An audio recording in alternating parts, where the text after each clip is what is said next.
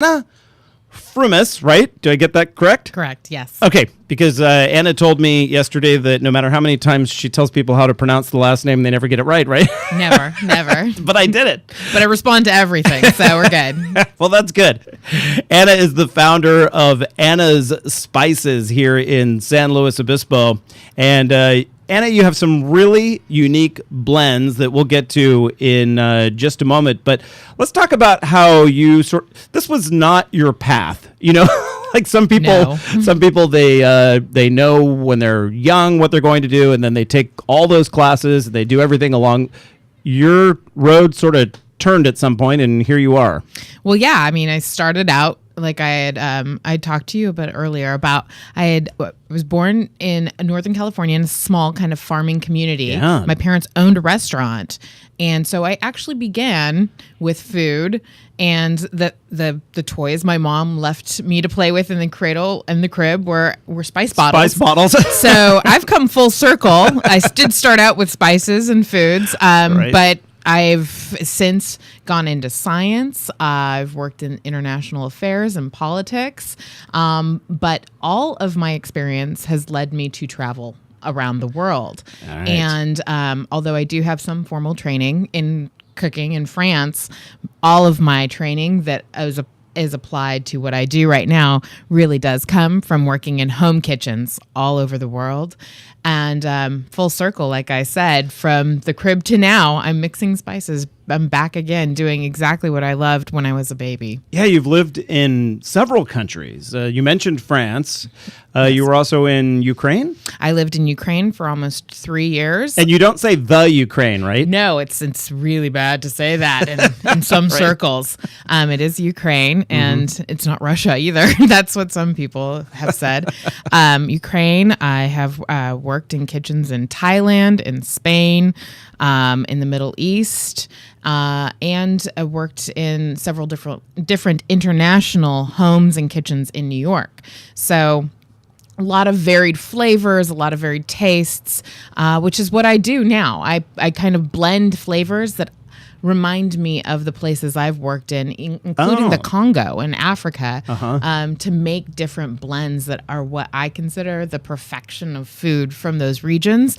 Not in any way, shape, or form are they traditional mixes. They're just the things that I think of when I think of a flavor palette from those regions of the world. So all of my spice blends that I produce come from my personal experience and loves of the foods around the world. Do you lean a certain way? Like, do you lean toward sort of heat spicy or toward sweet? Or do you have I don't. In fact, my philosophy is flavors aren't perfect unless they are a magical blend of sweet, spicy, salty, sour. It's a perfect balance. And I really do try to get that balance into every single one of my seasonings so that you do have that flavor palette and those spice seasonings are ready to taste. You could just spoon them and they have that mixture in the palate versus one that's too hot, one that's too spicy, one that's too sweet.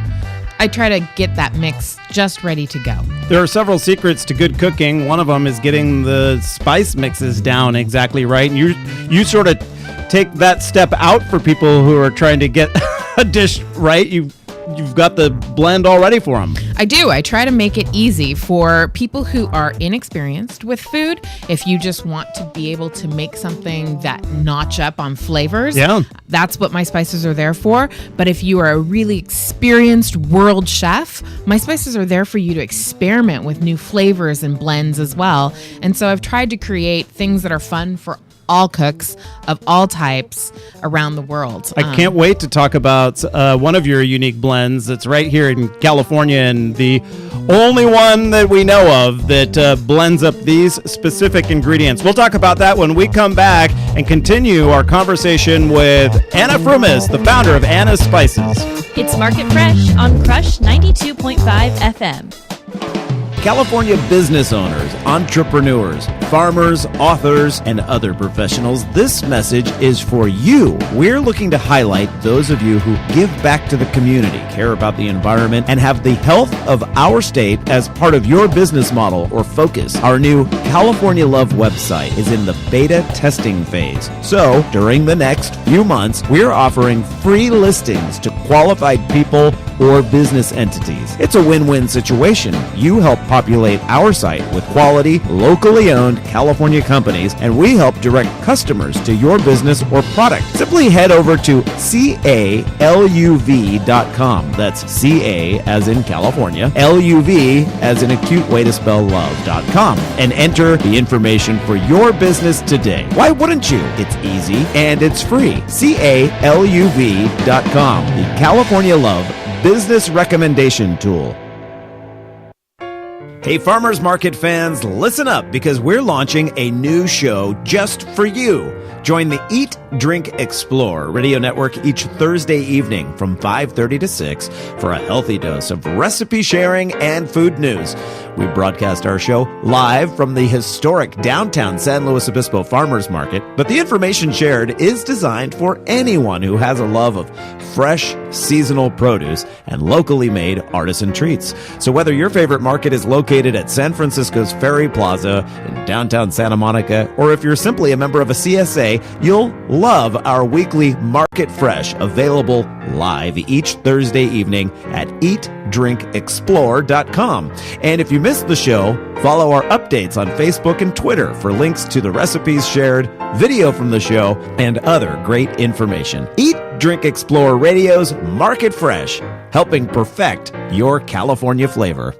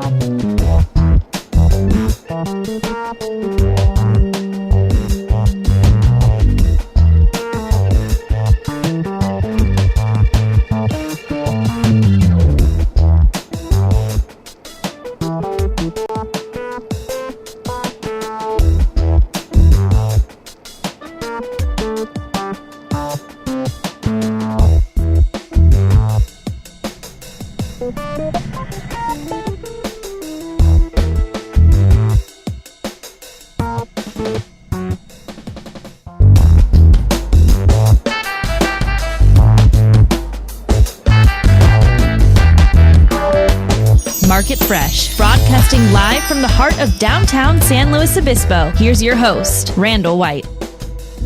5:19 the time now on this Thursday evening. A little chilly outside, but it's not too bad. There's no rain in the forecast, and you can throw on a couple of layers and get all the fresh produce that you need. And entertainment on top of it here at the Thursday Night Farmers Market in downtown San Luis Obispo. If tonight doesn't work for you, there's a market, I think, every day of the week. There might be a day that's missing in there, but I don't think so. I think Tuesday used to be the whole before, but they have the one out on Broad now that is the Tuesday night market. So We're spoiled. We are so spoiled.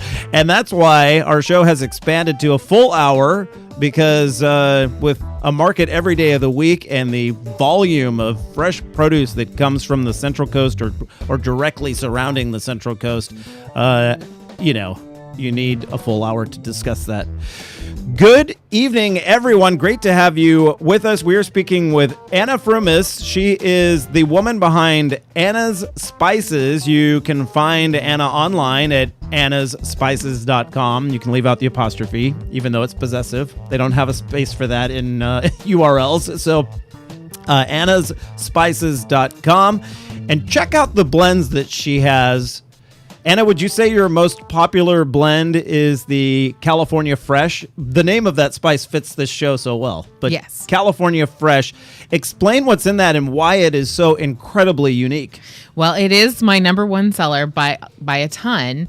And the reason is because it's so unique. It actually is a spice that contains a real avocado that's been dehydrated and powdered.